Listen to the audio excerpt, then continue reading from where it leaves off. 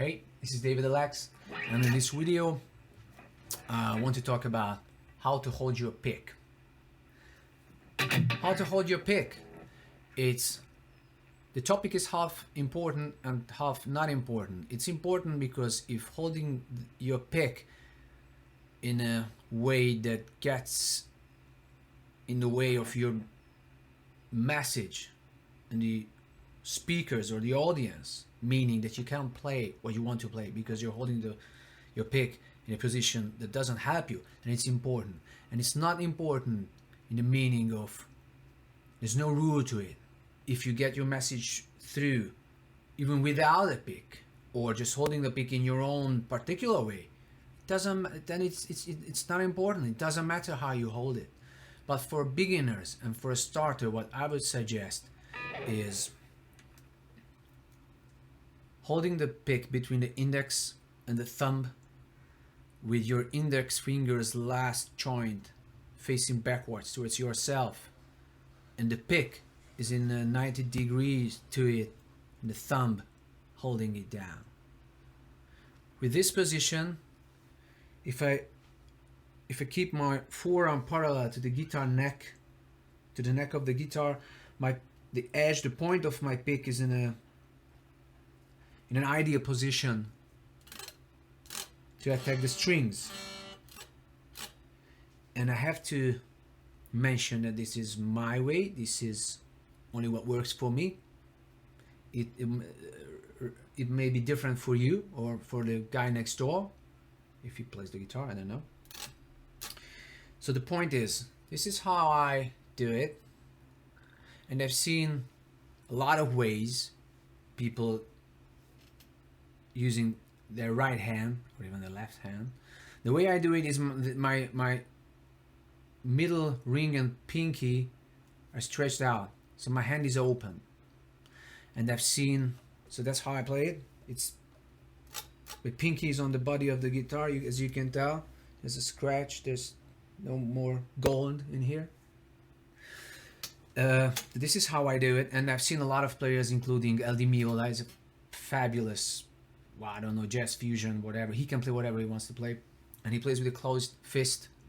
His fingers are all closed, and he plays like that. I don't know how he does that, but he's really fast. So there's no right or wrong way. Experiment and find your own way, and let me give you 3 examples of holding the pick different and having success in music. First is Eddie Van Halen. I don't know if you have heard of him. If you haven't, please check him out. He's a guitar player of the band called Van Halen, and he personally changed the face of rock guitar playing in the late 70s, early 80s. And his thing was, and is still today, finger tapping, where he plays notes on the fretboard both with his left hand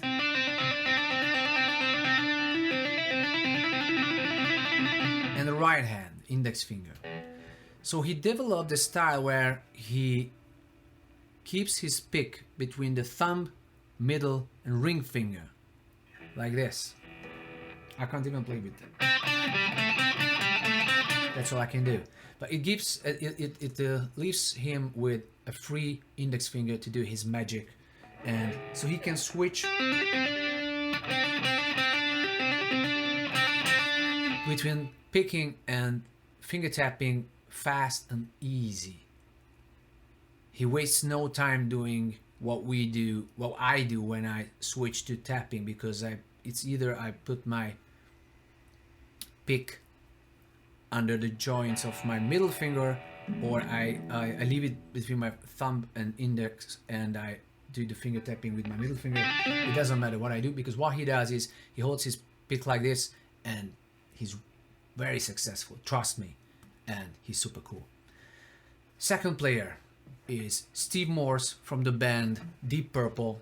I've seen him many times, and it was a surprise to me at first that he plays like this. So he holds his pick between his thumb, index, and middle finger.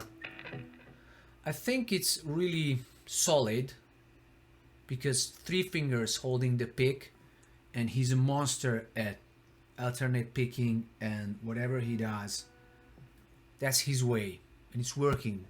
He has a really brief history back to the 70s, and his playing was always flawless. So definitely the way he holds his pick is not in the way of what he wants to hear from the speakers, and that's the point. And then my last example are the players who don't even use a pick, like Mark Knopfler,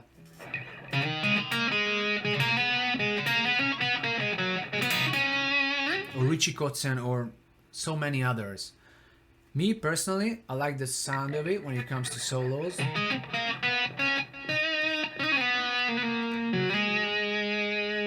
Because there's no attack. It really misses the attack sound of the edge of the pick hitting the string. This, it's gone, and it just makes it fluid and nice.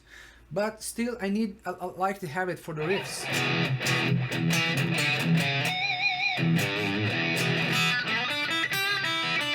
Actually, I love the sound of it.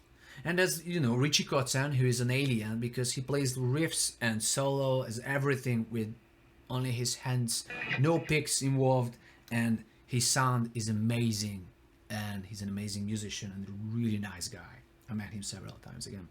Okay, so the point was, I gave you an example of how to start with it, and find your way, experiment, and if you find something weird that your ego tells, or your mind or somebody else would say, don't do it because it shouldn't be like this, do it, and just do your thing.